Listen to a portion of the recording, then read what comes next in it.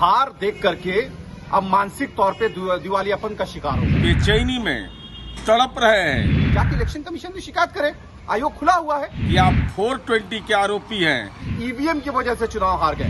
नमस्कार, मैं हूं आयुषी मिश्रा और आप देख रहे हैं फर्स्ट बिहार झारखंड। बिहार के 2 विधानसभा सीट तारापुर और कुशेश्वर स्थान में कल मतदान होने को है और ऐसे में बिहार के नेता प्रतिपक्ष तेजस्वी यादव ने सरकार पर एक गंभीर आरोप लगाया है।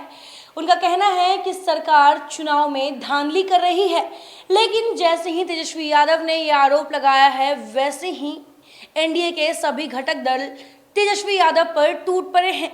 आपको बता दें कि हम के राष्ट्रीय प्रवक्ता दानिश रिजवान का बयान सामने आया है। उनका साफ कहना है कि 2020 में ही राजद को बिहार की जनता ने अपनी औकात दिखा दी थी।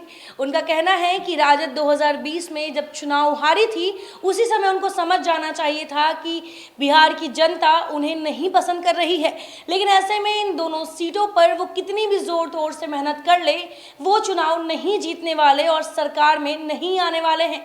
दानिश रिजवान ने और क्या कुछ कहा है, सुनिए जरा। देखिए, नेता प्रतिपक्ष तेजस्वी यादव जी हार देख करके अब मानसिक तौर पे दिवालियापन का शिकार हो गए। उनको लगता है कि दोनों सीटों पर चुनाव हारेंगे तो उनकी जो विश्वसनीयता है वो खत्म हो जाएगी। अरे 2020 में बिहार की जनता ने आपको बता दिया कि आपकी हद और हकीकत क्या है। देखिए, दोनों चुनाव में हम किसी तरह का कोई षड्यंत्र नहीं कर रहे हैं और अगर नेता प्रतिपक्ष को लग रहा है कि कुछ मंत्री कुछ काम कर रहे हैं तो जाके इलेक्शन कमीशन में शिकायत करें, आयोग खुला हुआ है। अब ये चुनाव हारेंगे तो उसके बाद कहेंगे ईवीएम की वजह से चुनाव हार गए। लेकिन मैं नेता प्रतिपक्ष को बता देना चाहता हूं कि तेजस्वी जी, बिहार की जनता के साथ 15 साल तक आपके माता पिता ने जो कुकर्म किया था ना, उसका नतीजा है कि आप लोग सत्ता से दूर हैं और सत्ता से दूर हमेशा रहिएगा। बिहार की जनता ने विकास को चुना है और कुशेश्वर स्थान और तारापुर की जनता भी विकास को चुनेगी। आप किसी तरीके का आरोप लगा लीजिए, आरोप की पुष्टि करनी होगी। तो आपने सुना दानिश रिजवान किस प्रकार से बिहार के नेता प्रतिपक्ष तेजस्वी यादव पर सवाल खड़ा कर रहे हैं। उनका कहना है कि तेजस्वी यादव बौखला गए हैं, पहले से ही अपनी हार स्वीकार कर रहे हैं, जिसकी वजह से वो ऐसी अनाप शनाप बातें कर रहे हैं।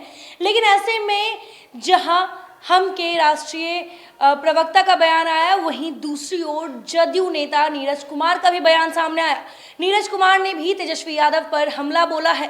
उनका भी कहना है कि तेजस्वी यादव चुनाव से पहले ही हार स्वीकार कर रहे हैं, जिसकी वजह से अब वो सरकार और चुनाव आयोग पर ही सवाल खड़ा कर रहे हैं। उनका कहना है कि अगर उनको चुनाव में कोई धांधली की खबर मिलती है या उन्हें लग रहा है कि चुनाव में कोई धांधली हो रहा है तो उन्हें चुनाव आयोग से जाकर बात करनी चाहिए, ना कि बिहार की जनता को गुमराह करना चाहिए। ऐसे में बिहार में जो दोनों सीटों पर चुनाव हो रहे हैं वहां की जनता अपना मन बना चुकी है और जनता 2020 में जिस प्रकार से एनडीए को समर्थन दी थी, एनडीए की सरकार चुनी थी, वैसे ही एक बार फिर से दोनों सीटों पर जदयू ही जीतेगी। लेकिन ऐसे में और क्या कुछ कहा है नीरज कुमार, सुनिए जरा। विधानसभा उपचुनाव में पिता पुत्र के संयुक्त प्रयास के बदौलत राजनीतिक अग्नि परीक्षा में जनता का जनादेश प्रतिकूल आना तय है। इसलिए बेचैनी में तड़प रहे हैं, तरह तरह के मिथ्या आरोप लगा रहे हैं बगैर कोई साक्ष्य के। कितना भी जतन कर लीजिए तेजस्वी यादव जी, बिहार की जनता को आपके बारे में पता हो चुका है कि आप 420 के आरोपी हैं। तो जो 420 का आरोपी होगा वो राजनीति में भी 420 का ही कर्म करेगा।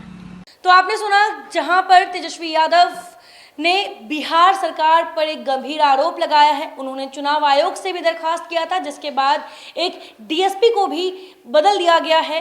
लेकिन ऐसे में अब जहां चुनाव आयोग ने इस पे एक्शन लिया था, वहीं तेजस्वी यादव ने आज दोपहर ही प्रेस कॉन्फ्रेंस बुलाया। प्रेस कॉन्फ्रेंस में उन्होंने कहा कि तंत्र मंत्र के बादशाह, भारत के जाने माने सर्वश्रेष्ठ गुरु खान जी, मिलेगा हर समस्या का समाधान गारंटी के साथ। मेरी बेटी की शादी के लिए बहुत से रिश्ते आते थे, पर कोई न कोई अड़चन पड़ जाती थी।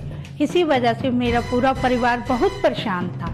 बाबा जी की दुआओं से आज मेरी बेटी एक बड़े घर की बहू बनी।